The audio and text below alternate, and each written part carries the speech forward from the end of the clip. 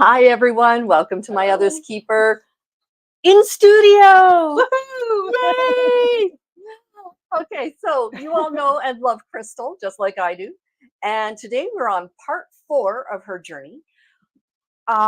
So far, we have talked about her very, very young childhood and talking about abuses from her brothers.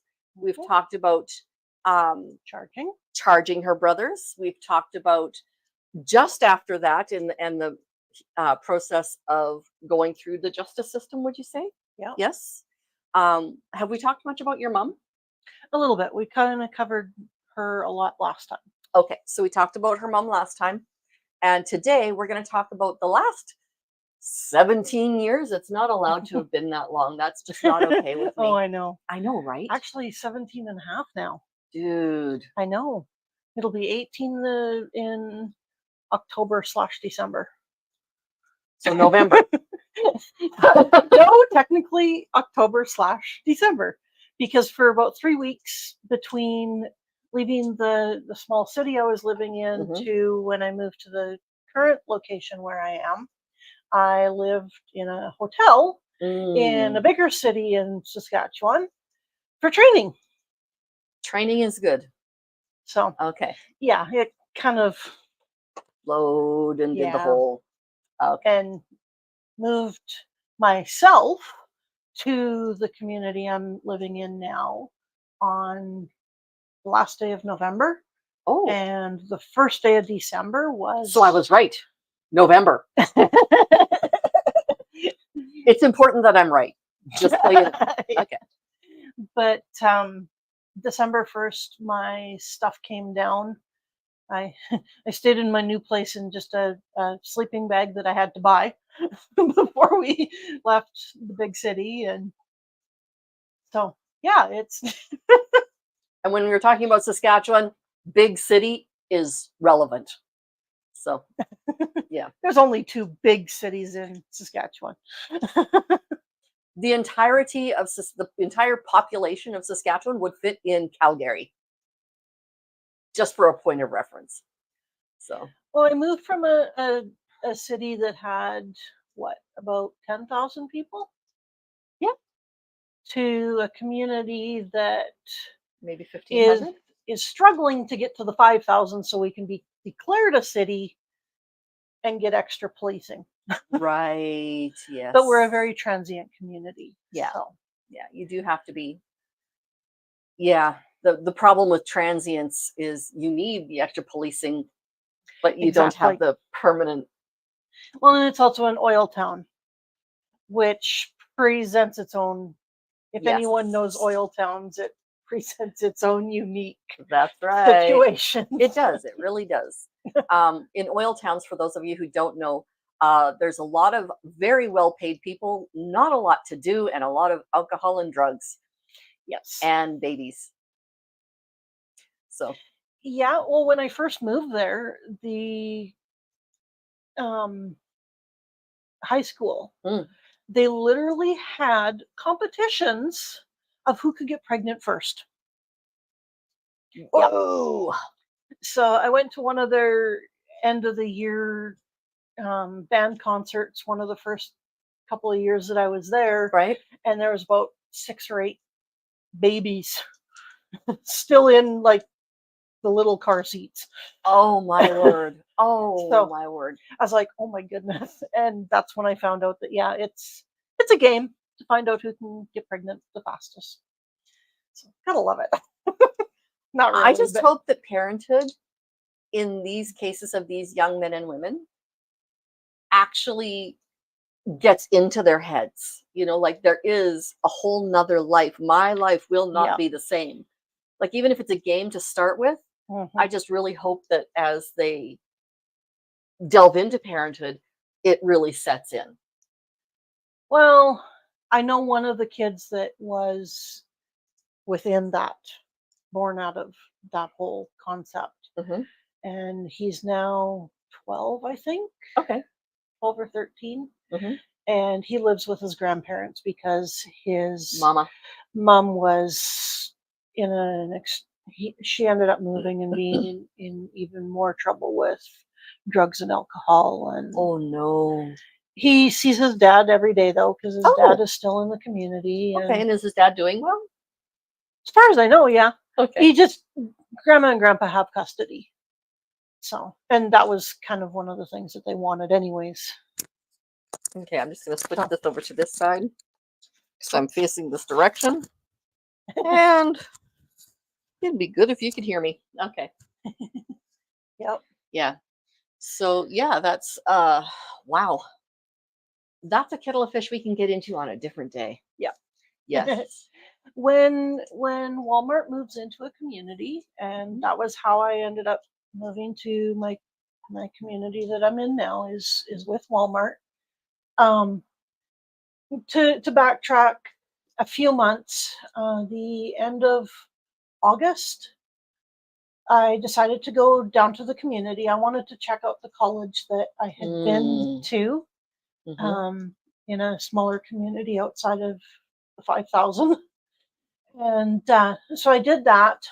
And then I was actually going down and I was surprising my best friend at the time, Nice. who used to be a counselor of mine. Yes. And I had specifically set it so that her and I would have a good chunk of time together. And I would have been her last phone call of the day. Okay. So, and Yes. I left a message on her answering machine that morning that before you phone me, go out to reception. There's going to be something waiting at the desk for you. I didn't tell her it would be me. So yeah, Yeah. when she saw me, she was so tickled, and every person that we met in the hallway going back to her office, this is my phone call. This is my phone call. She was flying high. That's So it good. was kind of fun. That is. But I had heard about Walmart possibly moving into this community. Mhm. And so I thought, well, I'm going to find out where this supposed build site is and go and take a look myself. Mhm. Because one of the things that I had already learned was Walmart could say that they're moving into a community, and build the steel structure, but that steel structure could sit there for years. There was Wow. actually, at that point, there was actually places in Ontario where the site had actually, the steel structure had been built and sat for over 10 years before they finally finished the legalities through town council and all Oh, wow. So it's not so much that Walmart kind of reneges on their deal, it's the whole zoning and Yeah. Oh, okay. yeah. So that's why I said I'd check out the supposed build site, Absolutely. Yeah. because it hadn't been announced yet from Walmart Canada. And I saw the structure and I'm like, oh yeah, that does look like it's possibly a new Walmart. And so when I went home, I went to my manager the next morning, or late morning, because I had a later shift. Okay. And I said to him, I said, what do you think about um, me being a department manager? And he says, well, you could possibly do it if you just didn't let the stress get to you. Yeah. And he asked why. And I said, well, I'd kind of like to move to this community if they get their Walmart. And he said, they just announced this morning. And so I'm like, okay. And I beelined for our personnel office, got the forms, filled out my part of it, went back and found him and said, sign. You have no choice. You're signing here. And as Oh, soon wow. as he had signed it, I took it back to personnel to Mhm. start the process for Transfer. Oh, And that's at that awesome. point, they didn't even have the hiring center set up yet. So it had just been announced. So you were right on top of that right there. Mhm. Okay. Yep. Okay. At one point, they weren't sure if they were going to allow any transfers, Really? which I guess they can. When it's a new store, they can either say no, we don't really want to, or yeah, we'll allow it. Right. It's more like when you're moving into a community for the first time, Mhm. they want the locals. Makes as sense. much as they can. That's 'Cause really they're good. well, and like they're bringing in management. Yes. So I was lucky that that manager that I got to sign the paperwork, he ended up being the store manager for this new store, and I liked him. I worked with him, and I liked him. I had put him in his place when he first came to our store. But yeah, it was, and I moved with one other manager, and When he's currently your manager? no, Oh, no, okay. no, he No. wasn't even part of Walmart yet. Oh, okay. Okay. And the other one was going to be end up being my direct supervisor, Mhm. and her and I clashed big time. Okay. So shortly before she was to leave to go down to the hiring center, I asked her if I could talk to her after the store closed, because by then I was doing all closing shifts. Mhm. And my work mentor was actually in the office as well, Okay. because she was mid-level management, and which they don't have that um, job code anymore. Oh, okay. And she was in the office, and so I was like, I don't know if I really want her to hear or not, but whatever, we'll do it.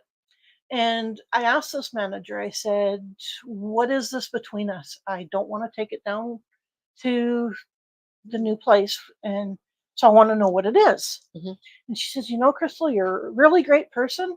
Just sometimes I can't handle you because you think you know it all." I'm like, okay. There. And the reason that we had kind of butt heads is because she had told me to go work with the Halloween costumes, Mhm. and I will have nothing to do with Halloween costumes. Mhm. And so I had told her no, and she didn't like that. Yeah. I said, I'll work anywhere else but there, because I do have my morals and I do have my faith. And that was one of the big ones that was a no go. Yep. Um, so it was just. But a couple weeks after that, she had asked me to help set up the Christmas trees. Mhm. I'm like, sure, I'm there. I'm getting No problem. no problem. Yeah. So yeah, that kind of was what, and we kind of clashed every now and then after that. So, but she ended up being one of my biggest supporters when I moved down, Oh, that's wonderful. and yeah, Yeah. both her and the store manager ended up being amazing supports. Neither one of them knew the issues with my mother. Right. Both of them had seen when I would go in, because my at that point mom was in a wheelchair, and so when she went shopping, either dad or I had to be with her, and a lot of times it was me that was with her Mhm. because dad was doing a lot of night shifts, Yep. Split shifts, doing one As a job and then another job. commissionaire. Yeah, well, he was working at a small engine repair Oh, okay. and then doing commissioner as well. So there was times that it just didn't work that dad could take her, Fair. because she liked to go kind of in the mornings. Yeah. And if he's sleeping, it's tough to do. Yeah, Yeah. or at work. Or at work.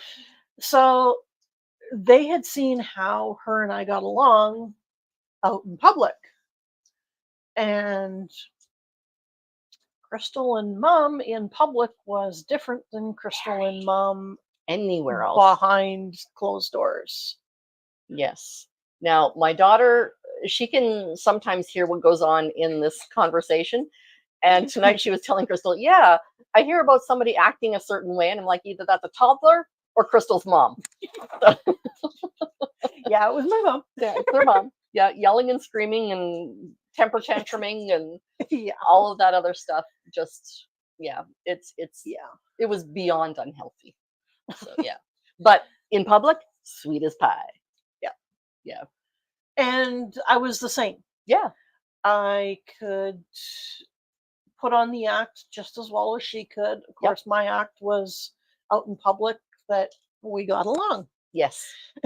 Yes. Well, any of us who've had this type of dysfunction in our families, we're used to masking specific things. There's masking for mental health. There's masking for dysfunctional family. There's masking for physical and or emotional and or whatever difficulty somebody will have, Yeah. you want to put on your best face, right? Where that bit me in the butt was when I was trying to apply for disability, and my manager said, "Oh no, she was able to work perfectly fine." Apparently, I needed to break down once or twice, and I didn't. I just powered through, and nobody at work knew how bad it was. So, Well, that's kind of what I find myself in right now. yeah, But I've got a good doctor that's helping out. yes, yes. But that's another story. Another story for part 5, maybe. Yeah. But moving down, of course, I ended up doing 2 of the top 5 stressors Mhm, in moving and starting a new job. mhm. And it was a completely new job because I had never been a department manager. Oh, I had been backup department manager, right. but never completely in charge of department. Okay. Although at one point I more or less was in charge of the department because the department manager wasn't doing her job. Right. But whatever. Yeah. But that the last Christmas that I was in the bigger community, of course, my dad was working for Walmart by that point, and they decided they were going to go to the Christmas party. And I had wanted to go because I knew that this was going to be the last time I'd see most of these Mhm, coworkers, mhm. and I was good friends with the manager the store manager that would be the store one in this community. Right. And so I was sitting next to or across. No, was I sitting across or next to him? I think I was sitting across from him, and there was another manager next to him and another manager next to me. And I had made sure that I did not go with mom and dad, Good. and I knew I had a ride home afterwards. Yep. So I made sure that I was not going to be with them. And it was really hard for me to make that conscious decision that I'm going to have fun regardless. That's right. And it is And tough, isn't it? Like, mhm, when your abuser is right there, how did you pull that out of your mind? um, I did my best. Like they were sitting further down, so I was able to kind of turn my body the other way to Okay, so, engage like, with literally just kind of just turning a little bit and engaging with the person the on other that side. side. And of course, the guy who was our first store manager in this new community, Mhm. he was pretty good looking. It's not And hard to yes. And the funny thing is, I had literally put him in his place because he was a womanizer. And I had put him Ooh. in his place back when he first started. Yeah. But by then, we had a lot better relationship. Yeah. And there was a little camaraderie and stuff there. Yeah. And so, yeah, there was a little tiny bit of flirting, but who doesn't? Yeah, I mean, there's flirting, there's playful flirting, and then there's flirting, Yeah. right? And what Yeah. you're when you both know where you stand and it is literally just playful, totally different. Yeah. Yeah. And It's all in the dynamic. I had decided in my heart that I was going to act the way I would around my work family, Mhm. regardless of what my parents said. So instead of putting that guard up like I had been doing when my dad was around at work, Mhm. I went back to being myself. And um, the department manager that I was under at that point, um, she actually said to me the next day, she says, you were being sent daggers the whole night from your mom, and she had seen it. I'm Oh yeah. like, I don't care. Yep.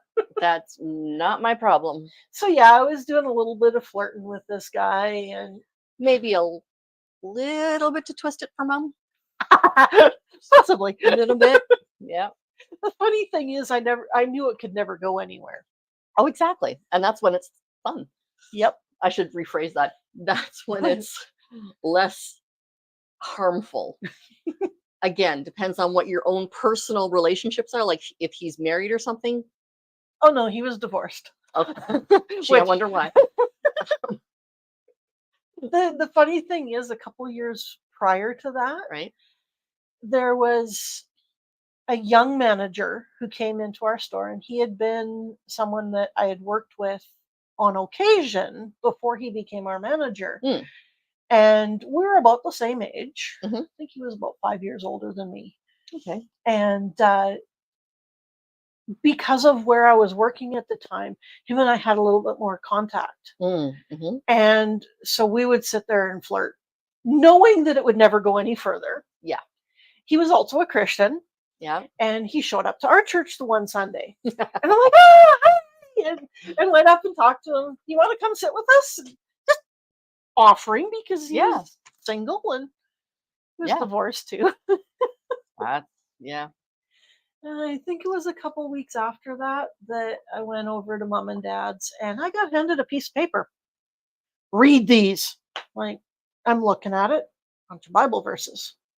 What's this all about? Adultery. Okay. We're just flirting. Thank you. Thank you very much. Yeah.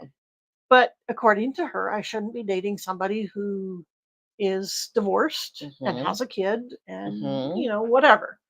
I was in my 20s by then. Yeah. Yeah. But Both of my daughters are in their 20s. One has a boyfriend. One apparently had a boyfriend for about 15 minutes in high school. I never knew about him. And since then she hasn't had any romantic partners as far as I know. She's 23. One would hope she'd feel free to tell me something. But you never know, right? You just Yeah. never know. But I do know this, they are grown-ups. They can choose what they want, they can do what they want, because I remember what I was like. I was married when I was 23. It's not like they're little kids, right? Yeah. And when you're in your 20s, you wanna be treated like the grown-up that you are, right? Yeah. Yeah. But that was getting closer to the end when I started to have Mm, to pull really? myself Yes. away. Yeah. And it was both of us knew that it was just flirting and that Right. it would never go any further because we knew it couldn't. That's right. Because if it had have gone any further, one of us would have had to quit or transfer. Because you can't be in the same, department or No, you same can't be in the same location. store. Really? Yeah. When it's a Oh. manager and an Oh, okay. associate. Okay, yeah, if it's 2 So associates, yeah. But what if one gets promoted? They'd still have to move stores? supposed to. And I say that because our community is different. And it literally it used to be the running joke in all of the Saskatchewan stores. They would say the name of our place and oh that store. That one there. And it became known in we got became known in Alberta and BC. Yeah. You're infamous. And part of me was the problem because I ended up becoming claims, and so I was shipping out pallets and pallets and Oh, pallets of stuff to these other stores right, to get rid of our our stuff that we couldn't sell. right. So yeah, they So didn't. why were you this has nothing whatsoever to do with this, but why were you shipping out so much? Or was it We were typical? just we were just getting too much stock. They Mm, had us traded on the wrong labels. right. The So wrong demographic kind of thing? yeah, Okay. they were looking at us as A city store versus a well, no, they were looking at our store, which has a large Hutterite population around. right, They were looking at our store and comparing us to a store that did not have Hutterites but had reserves. right. And those are two totally different demographics. Very different. Okay, now tell the people what Hutterite is, because a lot of people won't know. Oh my. A Hutterite is another form of the Anabaptist. It's a religious sect that lives communally. Yeah. Yeah. They're sort of like the Amish Yes. in that they live in communal living, Yep. but the Hutterites literally they have the newest combines and tractors and Yep. machinery and They don't shun technology, no they but they don't do a whole lot with TV, radio, that kind of stuff, media yeah come in. They try to keep their communities very insular, yes but their farming, second to none. and if you go to farmers markets up in Saskatchewan, Alberta, Manitoba, Yep. you want to look for the Hutterite booth, which you can definitely Good. tell because they do dress differently. They do. Because they have the best produce and Best produce baking. and baking. Oh my goodness. And you can usually get chickens really cheap. Yep, chickens and turkeys. Chickens and turkeys very cheap. Yep. But yeah, they so yeah, we were a totally different demographic, and Yeah. so they were treating us wrong, and we also had some higher up managers that were screwing us over. Yeah. He didn't care that we were always shipping stuff. He was more or less, we'll just ship it there anyways. And, oh, you can't sell it. Oh, go ahead, ship it to all these other stores, making the other stores mad Oh yeah. because they were getting our crap. Rejects. Yeah. They're getting your excess, your rejects, your Yeah. oh gracious. But moving to this community, it gave me a chance, and I knew that I needed to get away from mom and dad. I needed to get away from the community Yep. that I was living in. It was it had been really weighing heavy on me. About a year before I moved, God put it in my heart that He was going to move me. There you go. And I'm like, I don't know where. As I said the last time, there's only ever two places that I wanted to live. Yeah. Now, this community in southern Saskatchewan, what I ended up finding out a number of years later is why it felt like I was coming home. Oh, why was that? I had found out from my uncle after my mom had passed. I got talking with her oldest brother, and he had said that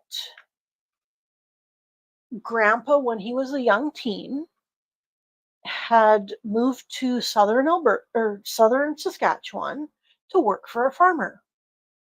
They didn't know where, but I had gotten all of Grandma and Grandpa's. There had been this huge box that Grandma and Grandpa, Mom had gotten of pictures and stuff like that literally went from BC, got to my home community that I grew up in by bus. We picked it up at the bus station, and it went into the closet. And that's where it stayed until they moved to the apartment, and then they moved into the house. And after Mom passed away, I got the box. The bequeathal box. Yeah. But looking through that box, there was actually photo albums from both my grandma and grandpa. Nice. Mom's parents. Yeah. And in the one that was my grandpa's, there was pictures. And they literally said communities that were right next to where I live. And it just felt like I came home because I knew the names of this even smaller community. And I knew where the lake was that some of the pictures were taken. It was no longer a lake. Is now a field.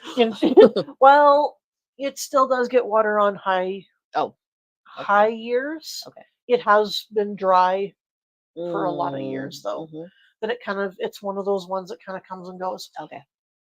So that made me feel so special because here it was Grandpa, and it made sense to why I felt like I was coming home. Absolutely.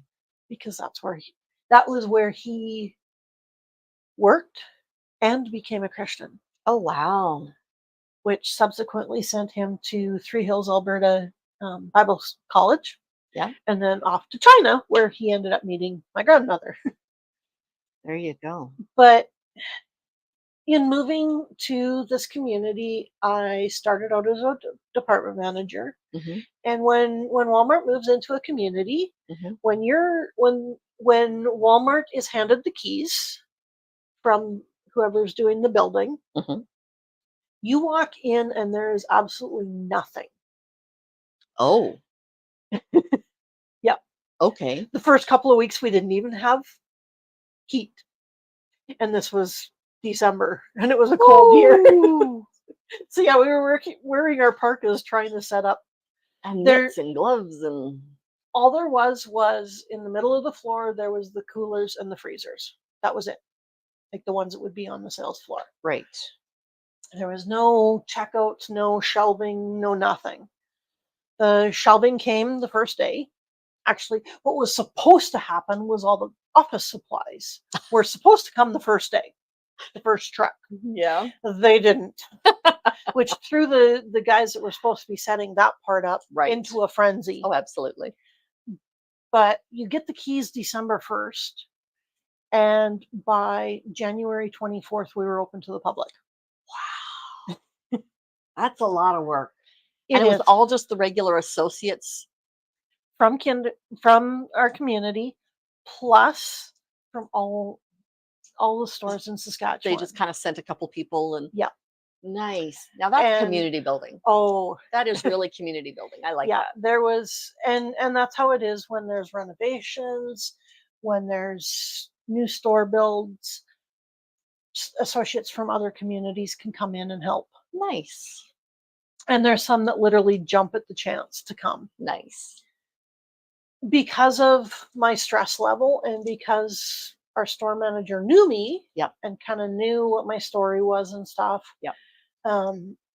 He knew when I was getting really stressed. Oh yeah. I was supposed to be the department manager for domestics and furniture. Hmm.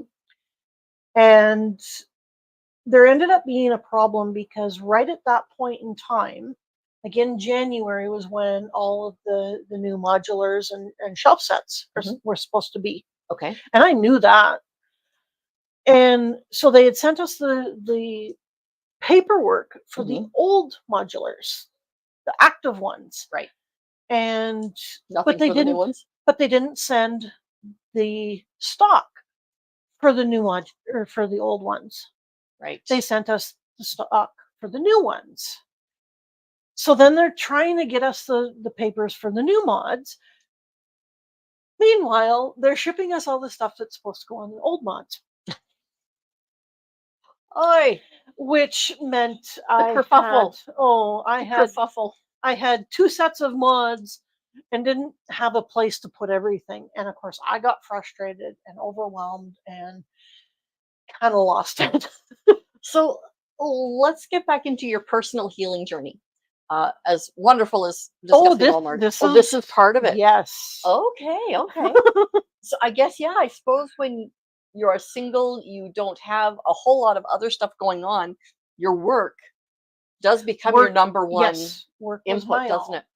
So that year, the week before Christmas, myself and about 6 others were on our way to Calgary to help in, at that point, the busiest Walmart in Canada. Ooh. And we were doing overnights. Oh my. Wow. Yeah.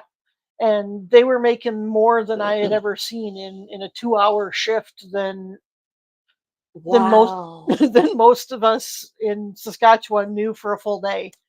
So it was like, oh my goodness, it was crazy. Did I mention the entire province of Saskatchewan population would fit into Calgary? This comes into play. Yeah. Yeah. And I really got to know a couple of the people. That one was from another store that had come, and one was one that was going to be working in our store. And both are still. The one that was working in our store, she ended up retiring, and every time she comes in the store, she usually comes and finds me, and I get a big hug, and we chat a little bit. Yeah. And the other one that lives in the bigger city. Mhm. Up until COVID, I saw her every month pretty Mm. much. Mhm. But I don't go to that Walmart as much anymore, so I don't really see her as often. Okay. But yeah, both of them were a huge help in my beginning part of my healing journey Okay. as I moved into a new community. Because part of the reason I needed to move was because I had started to go back to counseling Right. just before I moved because I knew I needed it. There was stuff that was starting to come to the surface that I knew I needed to Mm. deal with, but I knew I couldn't with mom. For sure. Yep. So it was a whole schmodule. And of course, I've got the two biggest of the five stressors Mhm. that I've put into my life, Yep. and I did not handle it very well. Okay. So I had been told one of the places that I could go to was the crisis center, Mhm. and that there was somebody there that I could probably talk to. And I was also given, there was only a guy in mental health for adults at that point. Oh, wow. And I was like, nah, no, You mean don't think for all of so. Saskatchewan or No, for just for that your community. community? Yeah. Oh, okay. Yeah, yeah, yeah. Because the counselor that I had been seeing was child and youth. Yep. And by this point, I'm like You're a grown up. 28, I think I was. I'd say that's pretty grown up. And she ended up getting sick and wasn't Oh, no. at work for probably about a year and a half or so. Okay. And which ended up being a good thing because I would have leaned on her too much. Fair. So I had Transference to, and the whole, yeah. yeah. So I ended up having to lean on a couple of my managers and Mhm. one of my good friends from the small city ended up transferring down. And that was amazing because we both had similar stories. And so we were able to help each other. Nice. I watched her come off of the same medication that I had come off of a couple years before. Oh. But with her, she had to come off cold turkey. Oh. It's not the one who And came off grain by grain by grain? no, this was, Was it the same medication? yep. Ooh, I've been on that medication. And she It was at the sucks. highest dose like me, Yeah. and they had to she had to go off cold turkey. She was in the hospital Oh, to do it. It was like wow. watching somebody come off of hard drugs. Oh, it is. That particular one And really it is. and at that point I was just starting to have to go back on an antidepressant. I did not go back on that one. I had heard of a newer one that Yep. was helping people more. Right. And so I had asked the doctor for that one, and I'm actually still on that one. It's still Yep. one of the ones that I'm on. Okay. But the weekend that I left my friend at the hospital to come off of this, Mhm. I was going with another friend to Calgary Mm. for Women of Faith conference. Okay. And one of their keynote speakers and one of their porch pals is Sheila Walsh. Okay. And she had already touched my life the year before with sharing her testimony. And she did the pre-conference, Okay. and we had gone to that. And she held up her hand. She says, God could have healed me of depression, but she said instead he gave me a tiny little pill to take every morning, and that hit me like a ton of bricks. And she says, so I Yep. thank God every morning for that pill. And I was scared to be on antidepressants again And so because many of, Christians think that if you're a Christian, you shouldn't need antidepressants. You shouldn't need yeah, any mental health and well, I don't know if intervention, but medical yeah, chemical intervention because you should be able to pray it and your faith should be enough and you can just yeah, pull it up and suck it up and you can do it with God. All things are possible. Yes, yeah. it's called medication. Well, and with Yeah. Sheila Walsh, she had gone literally from being co-host of 700 Club in the morning Right. to the locked ward of a psychiatric hospital that night. Oh my word. Wow. Okay. But when she was sharing and she said about how God had given her that little pill to Yep. take every morning. Yep. The next morning when I went to take my pills, I put them in my hand and I said, and it was difficult. I said, okay, God, thank you for these pills that I have to take. Yeah. I learned through her that it's okay to be on antidepressants, mental health medication. Yeah. And I also, at that point in time, I also looking at it, I'm like, okay, I'm okay if I have to take this the rest of my life. That's right.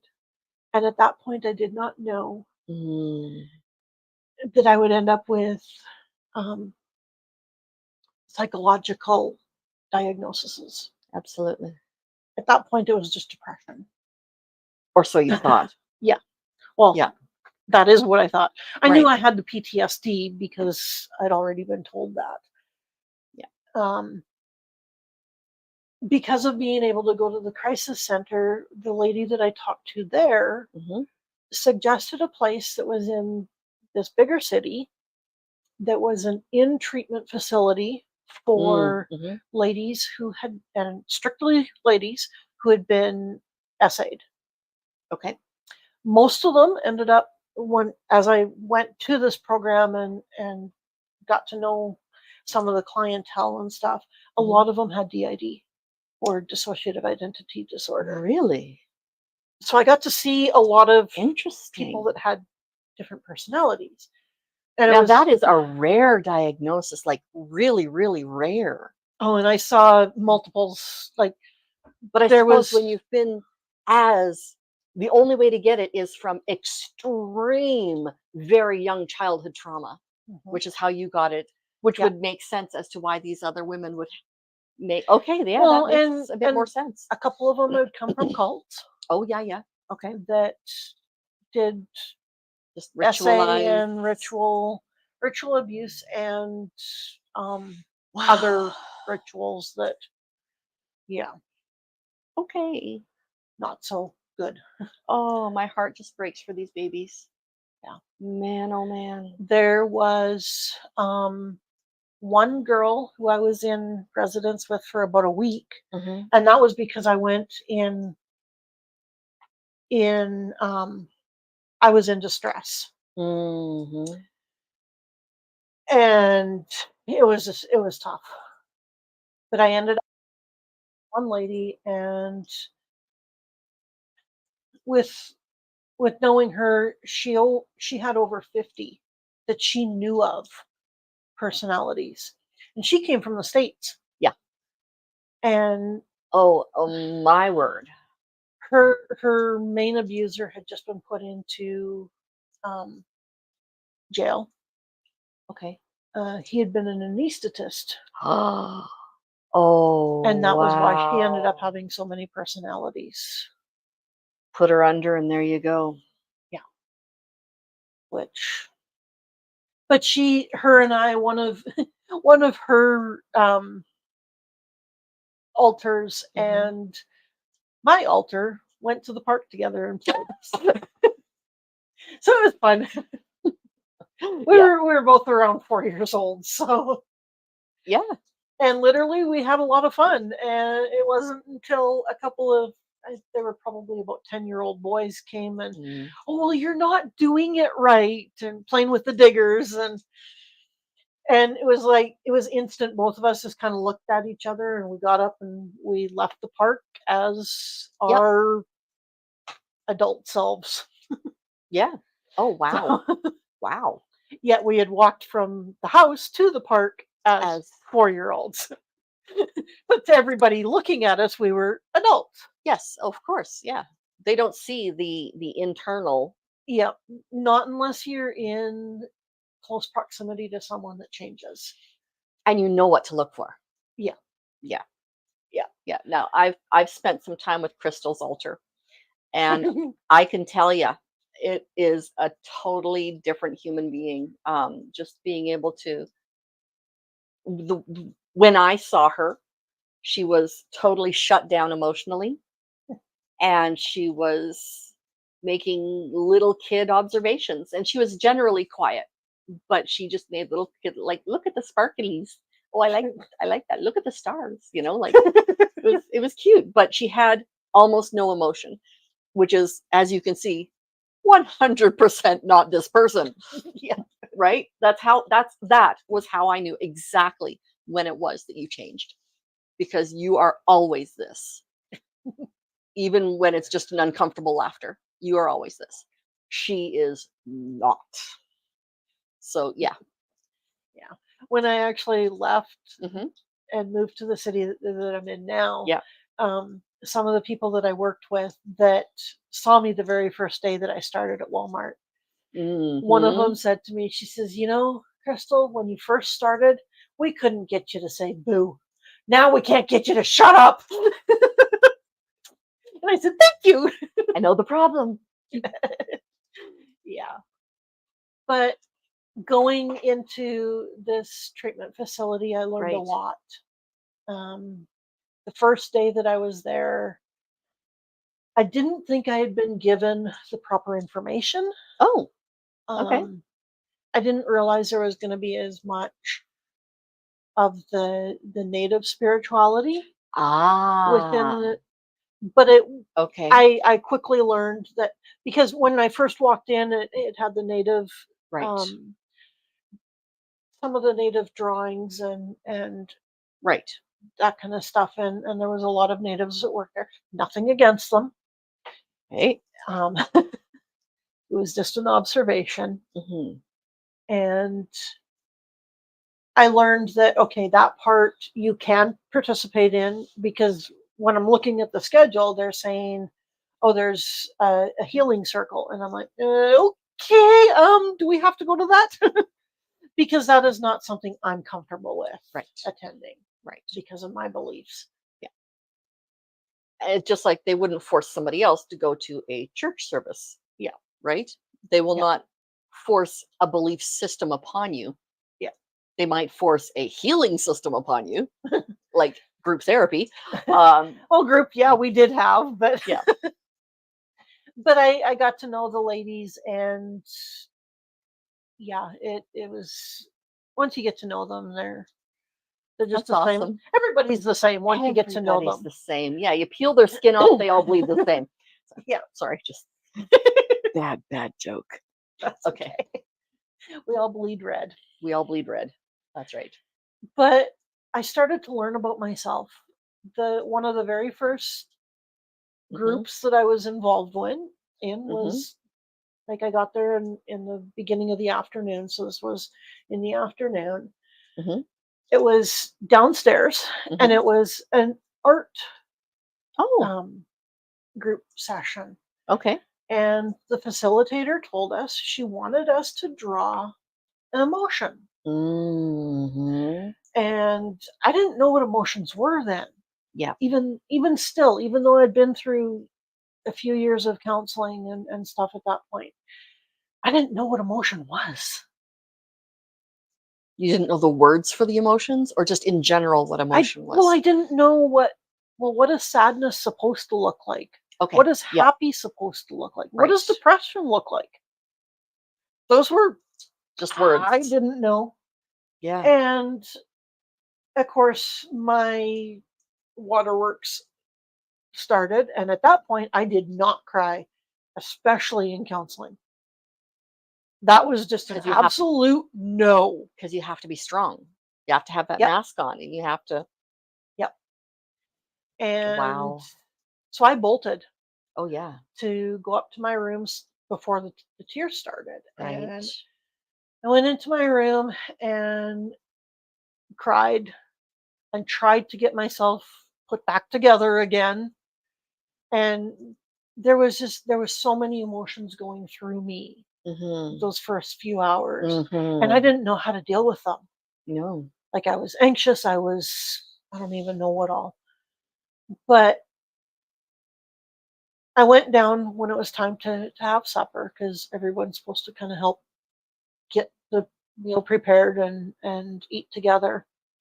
And one of the staff that came on for the evening, I would go out on the balcony with the smokers, because most of them were smokers, and so we'd end up getting talking and everything. Yep. And The ladies had gone in, but one of the staff members cornered me out there. No. No, like corner. I'm no, yeah. No, she wouldn't let me go inside Ah, and stood between me and the door and then okay. sat down so that I couldn't get out once she had me sitting down. Yes. And she says, "So I hear you bolted from group this afternoon." I'm like, "Mm-hmm." And of course, the tears I'm starting to fight them again. Yeah. And she says, "What's going on?" And the tears started to come a little bit more, a little bit more.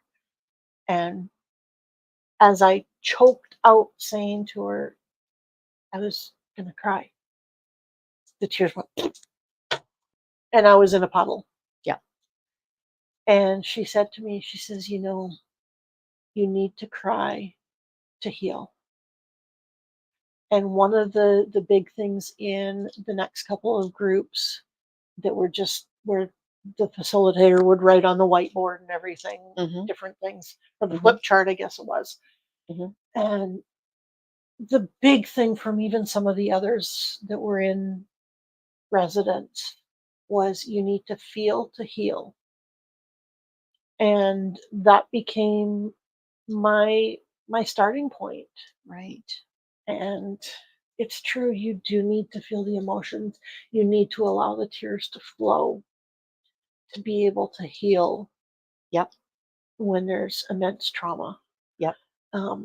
Part of the reason I wouldn't cry was because mom had used tears to get her own way. Yep. And I never wanted to be like my mom. Yep. And I still don't. No, and you're not. That's the thing is I have seen you cry, but you don't use it as a manipulation tool. That is totally beyond not who you are. Yeah. And that is something that I can honestly say that as a woman, so many women use it as a manipulation tool. You have never, and I appreciate that. I don't think I ever could.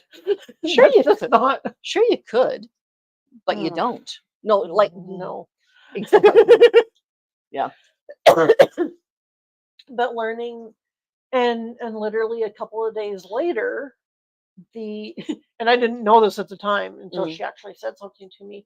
The lady who had been the facilitator of that first group that I was in, she came back for her next. She came back for her next shift, and hiccups. I don't know why there's hiccups right now. Do you need to go get something for him? No, I should be okay. Okay. When she came on for her next shift, when she saw me, she says, "Oh, you're still here." And I looked at her and I said, "Why do you say that?" Because it was the initial in-home visit was usually at least 2 weeks. And like you could ask for a third week if need be, or whatever. You could ask for extensions. Yeah. And she says, "Well, I didn't think you'd be here because you bolted." And I looked at her and I said, "I'm not a quitter." Right. And I think it was the next day that I actually asked for an extension. Wow. So my first time there was for 3 weeks. Wow. And I learned a lot. We did an inner child group where they did it was a visualization. Of course, we had to shut our eyes, and I was fine until they wanted us to go downstairs. And when they got us to start going downstairs, I was gone. Yep. Not physically gone from the room, but completely out of it. And I didn't come back until, I don't think I started to come back until the other ladies were starting to move around in the room to leave. And there was 2 facilitators there, one of them being the I guess, the manager. Okay. Like, so Like the she wasn't, ED. well, she wasn't involved with the everyday lives Oh, okay. of everybody. Right. She was more or less just down in her office. Administration and Yeah. okay. But she was the one that actually led the group. Oh, okay. And her and one of the other facilitators that was there said to me, "You've never not known fear, have you?" Yeah. And I started to cry Yeah. because no, I had never not known fear. No. And that was huge to have somebody actually acknowledge that To to me. recognize it. Yeah. Like acknowledging is one, but to actually see you and get it, Yeah. right? They were the Yeah. first place when I went there, they actually asked me, "Who were your abusers?" More than one. Yeah.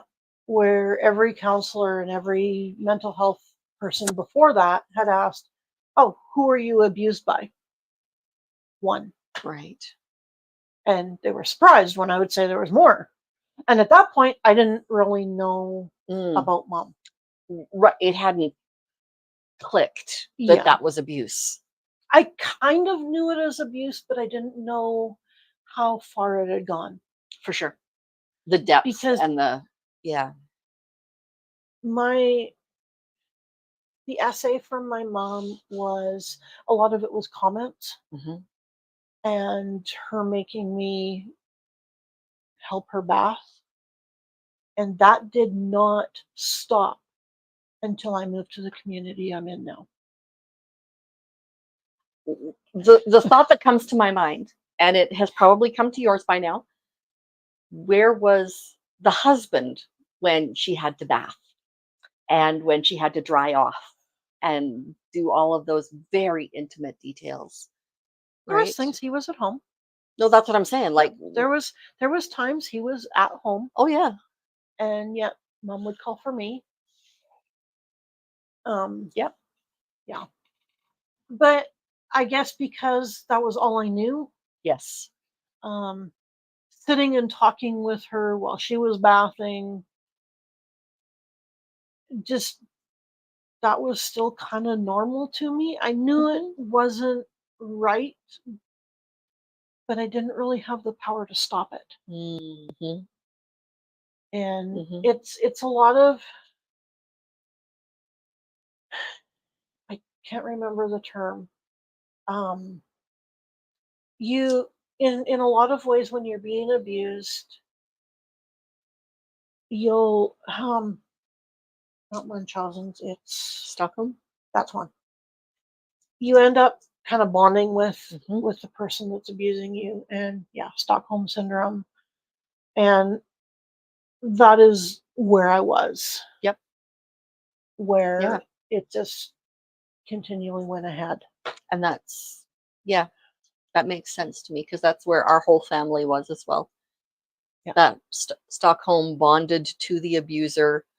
You don't want to admit that what you were going through was as horrific as it really was, Yeah. because frankly, it's just normal and you can handle that. I mean, if that's the worst thing that ever happens to you, you're okay. No, you're not. Yeah. No. No, that is a phrase that I do use on the regular is if that's the worst thing that ever happens to me, that's okay because I have been through so much worse.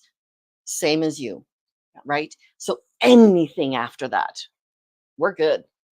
Yeah. Yeah. I didn't really start to learn, I didn't start to have the the bigger memories of Mm. the physical stuff Mhm. until a couple of years after that. Mhm. So, but yeah, Yeah. I moved to the community I'm in now in December of 2006. And when I started to know about the stuff with mom, it was about 2008, Mhm. give or take. Okay. And I knew I had to put strict boundaries in place Yes. so Yep. that I could even start to entertain the memories that were starting to come up and the flashes that were starting to come up about her. And so while I was at this treatment facility, because I knew I couldn't do it on my own, For sure. I knew I would chicken out. I Yeah. ended up writing a letter to mom. Oh. And in it, I said, I need to cut all contact Yep. with both of you. I Yep. didn't want to cut the contact with my dad, Right. but I knew that if he phoned me, she would be listening in on the other end. And Or if unfortunately, I they're part and phoned, parcel to each other at the time, right? So yeah. um, and I knew if he phoned, she would still be listening in. Yeah. Um, so I had wrote the letter and I said the only way, and stress that only way you are allowed to contact me is through snail mail letters. No emails, Right. no phoning and leaving messages on my Right. answering machine, and do not Right. even think of coming down because you will be turned away. Yep. And I stressed it, and I put the letter in an envelope and I gave it to staff and I said, I need you guys to mail this so I don't chicken out. Yes. Yep. And a couple months after that letter got sent, Mhm. one of the ladies that I knew that was part of the toddler room that I worked in at the church up there had another baby. Hmm. And so mom decided she was going to phone and leave a message on my answering machine. Oh, was she now? Oh, she, and of course I got home and I saw that the answering machine was blinking. So I Mhm. turned it on to listen. I heard her voice and I freaked. Yep. Yep. So almost right away, I did finish listening to the message, Mhm. erased it, Mhm. sat down and wrote another letter. Did I you miss told the part? you, I told you, no phoning and leaving messages. You have crossed a boundary. Stop it. Yeah. Because I knew with writing, if she was allowed to write a snail mail letter, I could at least have it in my hand and be with a support person when I opened it. If you chose to open it. And I did, even her Christmas letter. Yeah. But of course, she knew how to manipulate us. Oh yeah. And so we knew how to read between the lines of what she was saying. Yep. It was breezing by that point for all of you. I mean, she may not have even realized how badly she was manipulating you. It just Yeah, was like it was like breathing. yeah. Yeah. And like in that Christmas letter, it was like, oh, well, Crystal's moved and we don't get to see her very often because she's really busy. But the underlying tone was, would you stop this? Yeah. But of course, the way she would write, us kids could know what she was saying, Well, yeah. but anybody else reading it. And so my support people would read the letters and They're they're like, like, what's well, the there's problem? nothing here. Yeah. And I would read it to them and I'm like, yeah, no, she's saying this, not that. Yeah, absolutely. No, And I they're get like, well, that how do you figure that? because I Like, know her. We've met. and at that point, I still couldn't talk about what she did. Okay. It ended up not being until after she passed away that I actually slowly started to feel like I could even talk about what she did, Right. that it was safe to talk about it. Yes. And she passed away in January of 2010. Um, she ended up having a heart attack Mhm. and was on life support for about half a week, I think, Okay. or so. I got the call. Well, she had had the heart attack on on a Sunday. Mhm.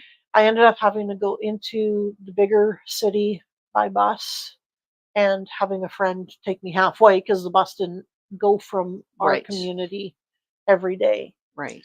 And so I got into the city, and my middle brother picked me up at the bus depot. And of course, it had blizzard that night before, so everything was Closed and closed and slow.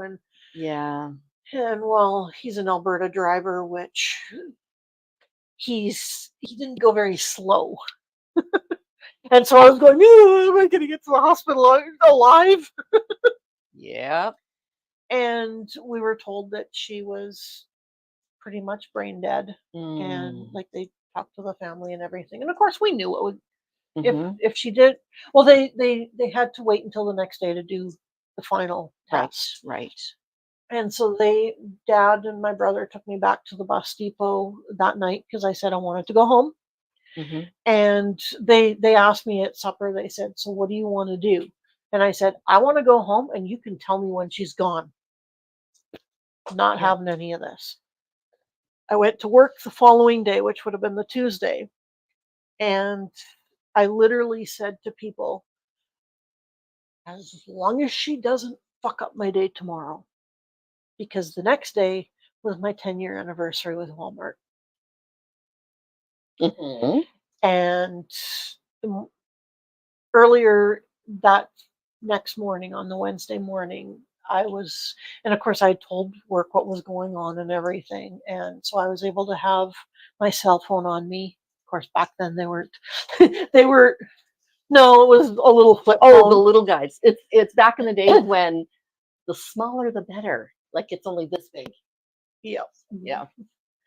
And so I had my phone on me. And of course, I was actually working in the back in the offices. So I had a little bit more freedom there. Mhm. Mhm. And my oldest brother phoned and he says, "Dad wants you here." And I'm like, "But I don't want to be there." "Well, they're pulling the plug tonight. Dad wants you here." "I don't want to come." And eventually I told him, "Well, I don't know how to get there because the bus didn't run that day Right. from our community out. It only Mhm. ran 3 days a week Mhm. from there to the city. It came Mm. back more often, Right. but didn't actually. And so what ended up happening, I told him, I said, "I need to try and figure this out, if this can even work." Absolutely. And at that point, he had said, "Well, if you can get at least halfway, we can meet you halfway," which would have been, there's a community that's kind of halfway between. Yeah. And I'm like, "I'll see what I can do." Still wasn't convinced that I wanted to go. But we had a manager that was working at our store that had um, lost a family member to unaliving. Mm. And she was the one that I reached out to. I said, "What do I do? I Yeah. don't really want to go, but what do I do?" And she encouraged me to go. She says, "Krystal, I think you need to go." And so my pastor's wife at the time took me to this next community over, and my cousin picked me up there. And of course, him and I got talking and whatever. And I told him that this was my 10-year anniversary. So when I got down to where family was, he actually told them. And so everyone's like, "Oh, congratulations, yada yada." And it's like, wow, Yeah. that was kind of special, but That's nice. in a strange sort of way when Yeah, you're it's a little bit surreal. down in the ICU of the Yeah. basement ICU of the hospital. Oh my. Yeah. But when I had walked into the room where everyone was on the Monday, I kind of looked around. There was my two brothers, their Mhm. wives. Mhm. Um, there was a cousin Mhm. that I couldn't figure out why she was there. Oh, okay.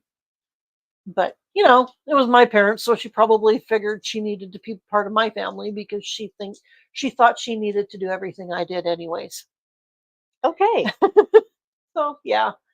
But I didn't feel like I belonged. I'm like, why am I even here? I don't belong in this group of people. Mhm. And the cousin that came and picked me up, his wife was a ER nurse Mm. in the smaller um, city. Right. And the night that they pulled the plug, we were all kind of around mom, and I was at the foot of the bed because I didn't want to be very Just in close. case. I was still scared at that point that she would sit up, look at me, and say, "I'm here because of you. It's your fault." That is the kind And of thing she was known for doing. yeah. Yeah. And at one point, my cousin's wife came over and she said to me, she says, "Krystal, if you need to talk to your mom, and you want to do it alone, I will I will gladly get everybody out of here, and if you want me to stay, I'll stay with you. She was the only one that gave me the permission to Mhm. do what I guess was sort of in my heart to do.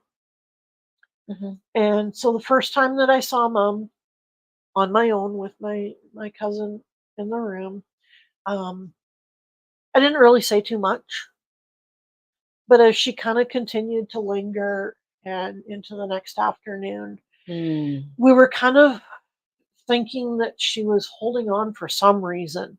Mm. And finally, I kind of told my cousin, okay, I want to talk to mom again. And that was when I actually had the courage to um, confront her. Because I still, even though she was, we were told she was brain dead, she Yep. wouldn't. I also knew that there was a good possibility that she could still hear, Mhm. because that was one of the things that science has kind of told us, that they can still hear even when they're in the comas and stuff. Right, right. And so I said to her, I said, you know, if you're holding on because you want me to say that I forgive you, then I will say it. I'm not doing it for myself. I said, when I forgive, it will be for me, Mhm. not for you. Mhm. I am saying it if you think you need to hear it so that you can go. I said, now please go. Yeah. Because I was done with this waiting around. Yeah. Yeah. And it ended up being probably about an hour after that, we all ended up breaking, because like Mm. breaking and going our Going separate else. ways. Okay. And her her boss's wife was finally able to get in, and another friend of hers was able to get in. Okay. And I was actually waiting for a family friend to come and pick me up Mm.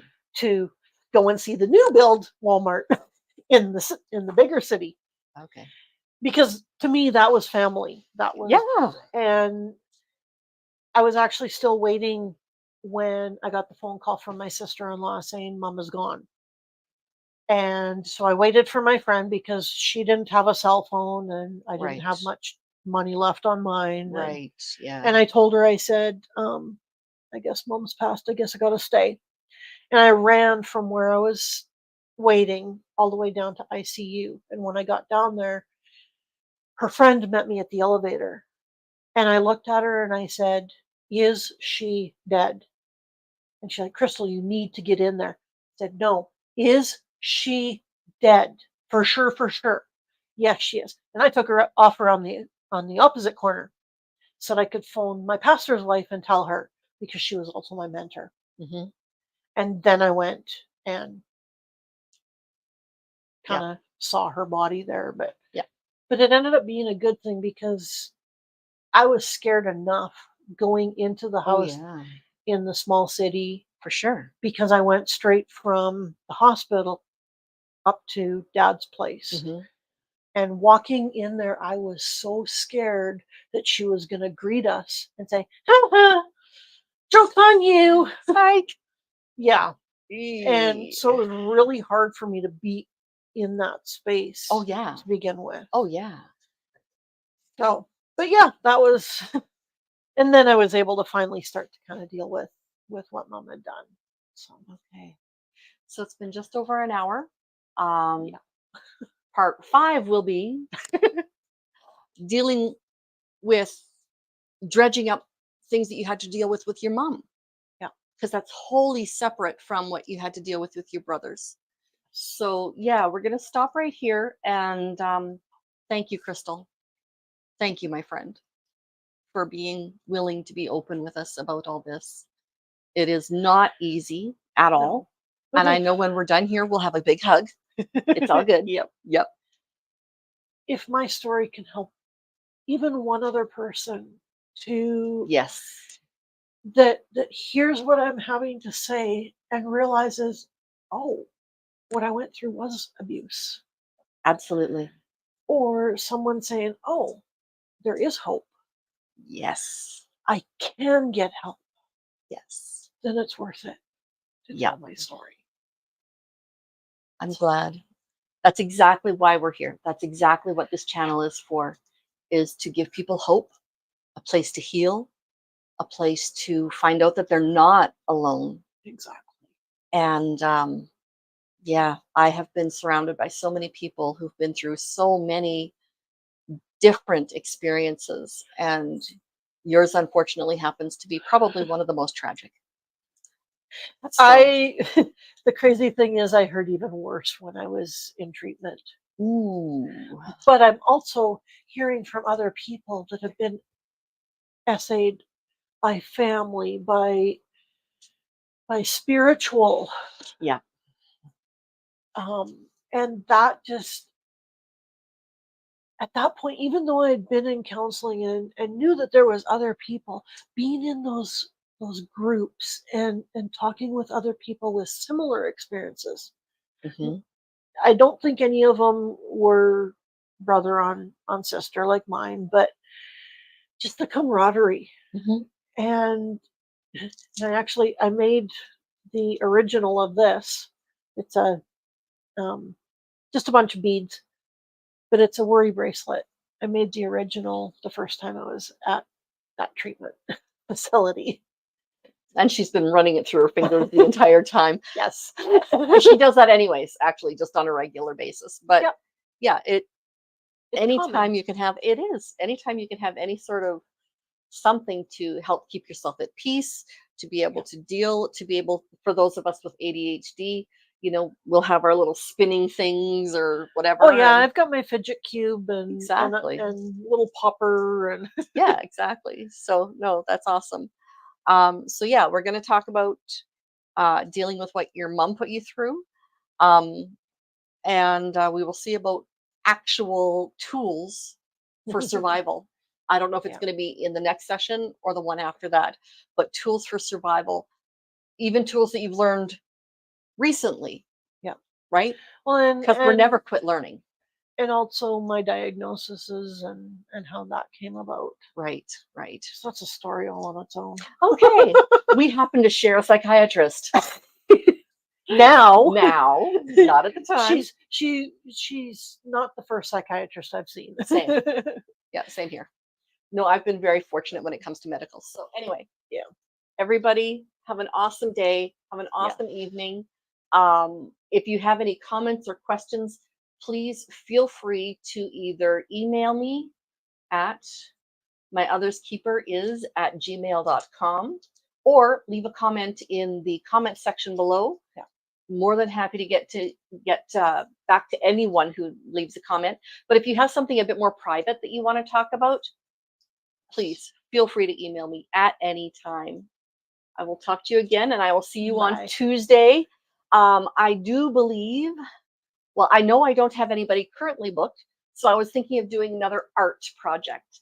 I got really good comments back on that. So I think maybe we'll do another art project. We can talk a bit more about healing and that sort of thing, and how art really helped to bring me back to who I am. Mhm. So, yeah, awesome. Have a great evening. Bye Bye, bye. everybody.